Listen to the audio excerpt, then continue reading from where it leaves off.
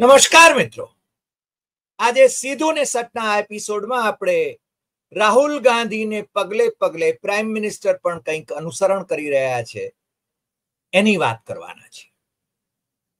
Prime minister Narendra Modi એ રાહુલ ગાંધી કાનપુરમાં પહેલગામના પહેલા શહીદ શુભમ દ્વિવેદી એમના પરિવારને મળ્યાના 1 મહિના પછી નરેન્દ્ર મોદી આજે બપોરે એરપોર્ટ પર માત્ર 10 મિનિટ માટે શુભમના પત્ની ઐશ્વર્યા, પિતા સંજય અને માતા સીમાને મળે છે. મને લાગે છે કે માનનીય વડાપ્રધાને નરેન્દ્ર મોદીએ રાહુલ ગાંધી નું અનુસરણ કરવું પડે છે.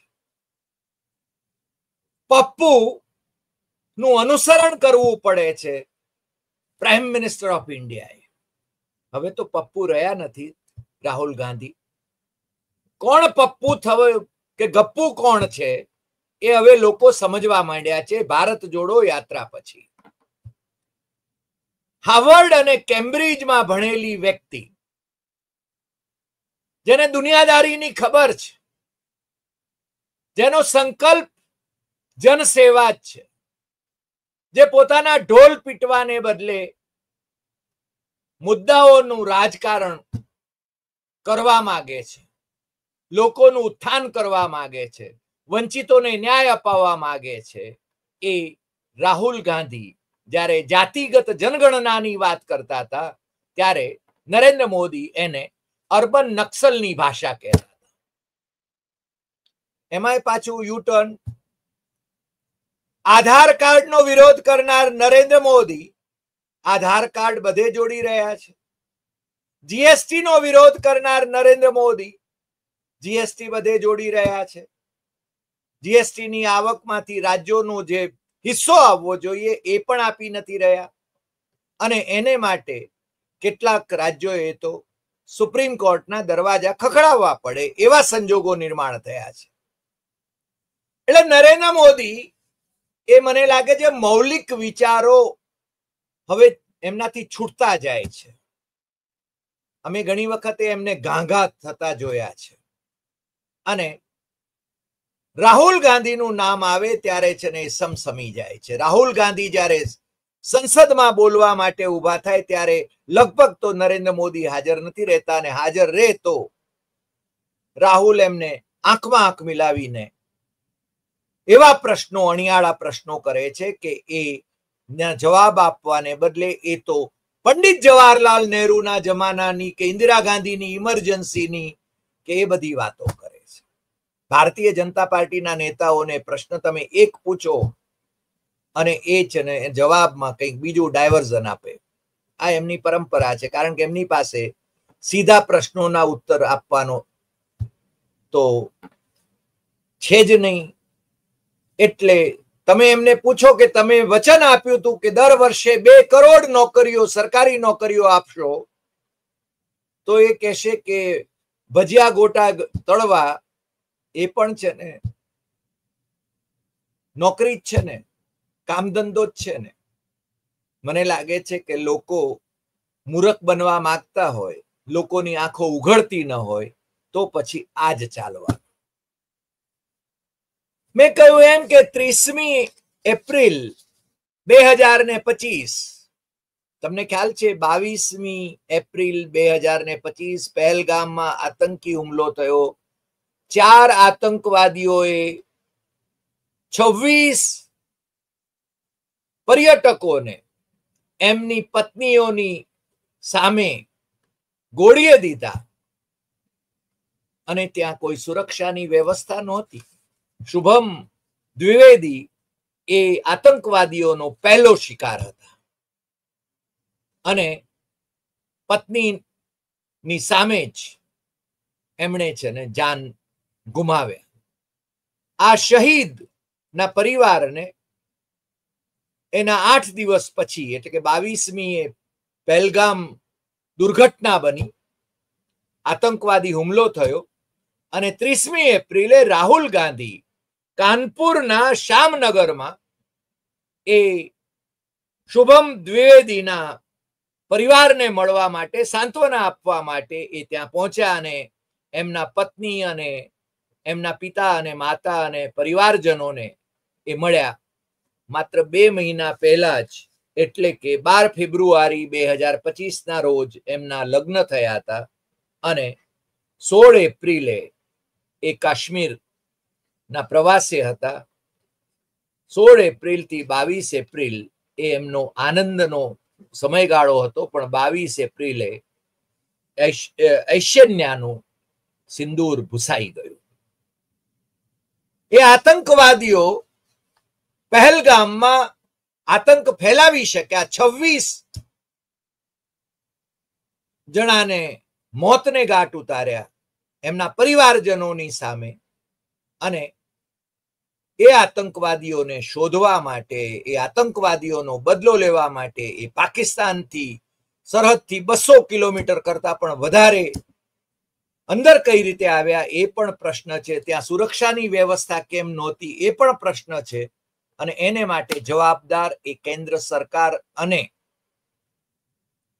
માનનીય વડાપ્રધાન, માનનીય ગૃહમંત્રી અને જમ્મુ કાશ્મીર કેન્દ્ર શાસિત પ્રદેશના માનનીય લેફ્ટનન્ટ ગવર્નર છે. કારણ કે ત્યાં જે મુખ્યમંત્રી છે એ મુખ્યમંત્રીની પાસે ન તો પોલીસ છે, ન આર્મી છે, ન BSF છે. સઘળી સુરક્ષાની જવાબદારી એ કેન્દ્ર સરકાર હસ્તક છે. અને કેન્દ્ર સરકારે એ વખતે એ આખા પહેલગામને સુરક્ષાથી કેમ વંચિત રાખ્યું એ મહાપ્રશ્ન છે. આજે પણ એ પ્રશ્ન છે.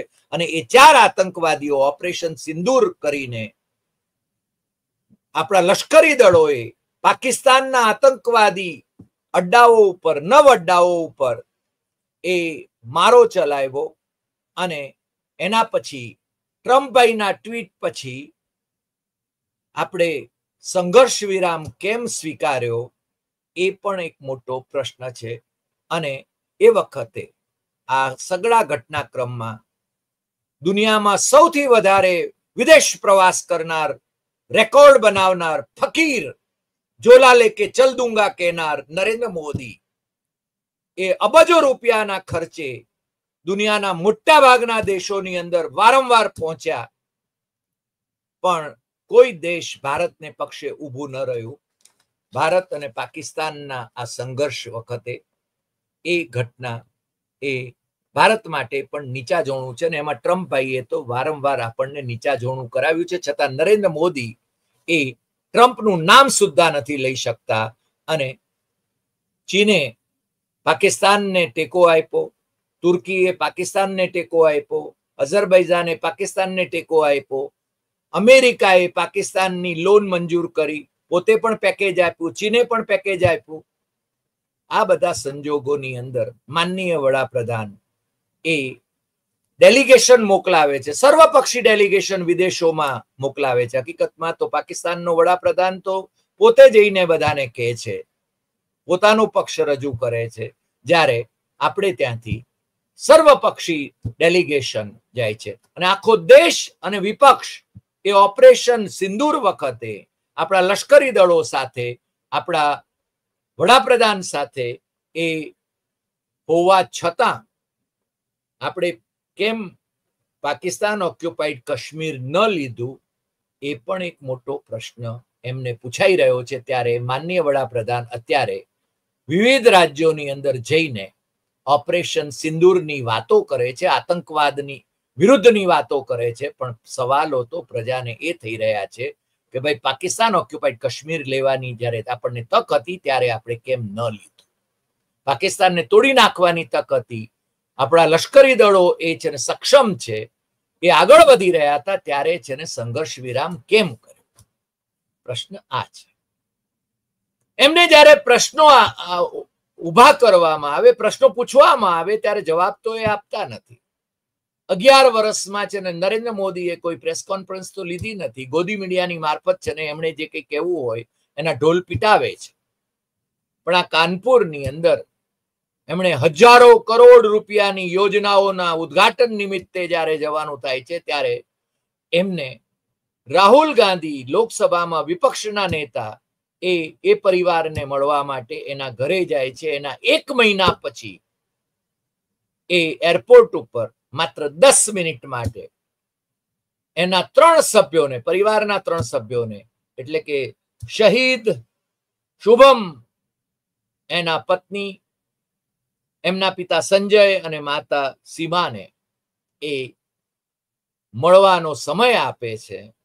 અને ત્યાં ભારતીય જનતા પાર્ટીના નેતાઓ જાણે કે પોતે જ એને કંઈક કરી નાખ્યું એવું બતાવવા માટે એ લોકો એનો રાજકીય લાભ લેવાની કોશિશ કરી રહ્યા છે. અમે એના અહેવાલો વાંચી રહ્યા હતા ત્યારે એ શુભમના જે પૈતૃક ગામ છે એનું હાથીપુર કરીને ત્યાં પણ વિધાનસભાના અધ્યક્ષ સતીશ મહાનાએ એની શુભમની સ્મૃતિ માટે શિલાન્યાસ કરી દીધો થોડા વખત પહેલા, અને એનો જેટલો લાભ લેવાય એટલો લેવાની કોશિશ કરી. એટલે મને લાગે છે કે માનનીય વડાપ્રધાન અને એમની પાર્ટી એ પ્રત્યેક બાબતમાં રાજકીય લાભ કેમ ખાટી શકાય એની વાત કરે છે, જ્યારે રાહુલ ગાંધી એ નથી માનતો કે એ છે ને ક્યારે ત્યાં એમની પાર્ટીના લોકોને આગળ કરીને એ રાજકીય લાભ લેવાની કોશિશ કરતા હોય, કારણ કે એનામાં એક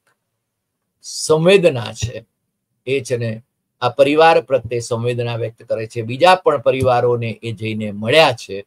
અને તમને ખબર છે કે ઓપરેશન સિંદૂર દરમિયાન અને એ પછી પણ જે શેલિંગ થયું પાકિસ્તાન તરફથી આપણી સરહદ ઉપર જે રીતે ગોળીબાર થયા, અને એની અંદર પૂંછમાં તો શીખ પરિવારો અને મુસ્લિમ પરિવારો એમના ઘણા બધા પરિવારજનો એ મોતને ભેટ્યા. એ લોકોને મળવા માટે, એમના પરિવારોને મળવા માટે, સાંત્વના આપવા માટે પણ લોકસભામાં વિપક્ષના નેતા પહોંચી ગયા હતા, પરંતુ પ્રાઇમ મિનિસ્ટરને એને માટેનો સમય ન હોય એ સમજી શકીએ છીએ, કારણ કે બીજા ઘણા બધા કામોમાં વ્યસ્ત છે. આમ તો વિદેશ પ્રવાસોમાં વ્યસ્ત હતા, પણ હવે 7 ડેલિગેશન એમણે વિદેશ મોકલાવ્યા છે, અને એ છે ને હવે રાજ્યોનો પ્રવાસ કરે છે, કારણ કે બિહારની ચૂંટણી કેન્દ્ર સ્થાને છે.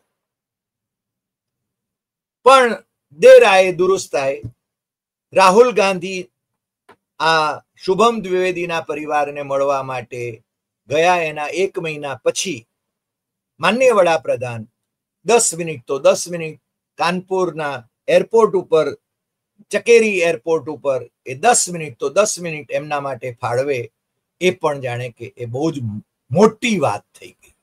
અને પાછું એવું જણાવવામાં આવ્યું કે શુભમના પરિવારે એમને મળવું હતું. હકીકતમાં એમણે સામેથી કહેવું જોઈએ કે મારે મળવું છે. મને લાગે છે સંસ્કારિતા તો આ છે કે સંબંધિત અસરગ્રસ્ત પરિવારને સામેથી મળવા માટે જવું જોઈએ, વડાપ્રધાને સાંત્વના આપવી જોઈએ, અને આતંકવાદ સામેની લડાઈમાં એ છે ને કટિબદ્ધ છે એ બાબતની ખાતરી પણ એમને આપવી જોઈએ. આખો દેશ આતંકવાદ સામેની લડતમાં એક છે. એમાં કોઈ ધર્મ ભેદ નથી. એમાં હિન્દુ હોય, મુસ્લિમ હોય, ખ્રિસ્તી હોય, જૈન હોય, શીખ હોય, બધા છે ને આ બાબતમાં સંમત છે. અને પહેલગામની ઘટના બની એના પછી મને ખબર છે કે મને ભારતીય જનતા પાર્ટીના કેટલાક ગ્રુપોની અંદર જે મેસેજીસ ફરતા હતા, મુસ્લિમ વિરોધી મેસેજીસ ફરતા હતા, અને એમણે કોશિશ પણ એવી કરી હતી કે મુસ્લિમો પ્રત્યે એક દુર્ભાવના પેદા થાય, પરંતુ આ દેશની શાણી પ્રજાએ એ વખતે હિન્દુ મુસ્લિમ એકતા એ જાળવી રાખી છે, અને આપણે બધા એક છીએ એ બાબત પણ છે ને એ આપણા દેશના હિતમાં છે. અને આપણા લશ્કરી દળોએ આપણી સુરક્ષા માટે જે કંઈ કરવાનું હોય એ કર્યું છે. આપણે હંમેશા લશ્કરી દળોથી વિજયી રહેવાના છીએ. લશ્કરી દળો આપણને વિજય અપાવવાના છે. આપણે આપણી સરહદોની સુરક્ષા કરવાની છે. આપણે કોઈનું હડપી લેવાનું નથી.